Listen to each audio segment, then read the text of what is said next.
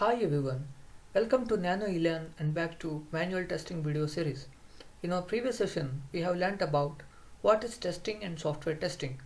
In today's video, I'll talk about why we need software testing.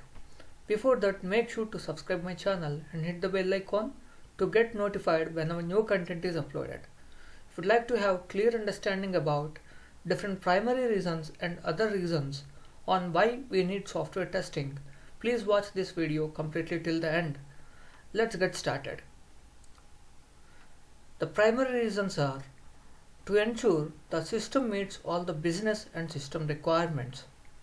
Also, to produce a defect-free product. To ensure the quality of product. When the developed product is free from defects, we can say it is a good quality product. Also, to get more insight into the software development process. It also instills confidence to the project team, also to the customer.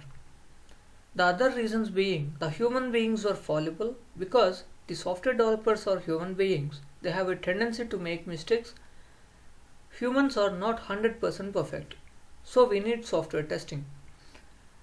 The other reason being legacy issues.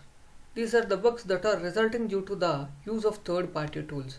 In real time, software developers keep on using some free third-party tools which has some existing bugs in it, which thereby use of such tools, there will be some unidentified defects still existing in the software that been developed, so we need software testing. The next reason being we don't want customer to find defects. Also, good test design is challenging and rewarding.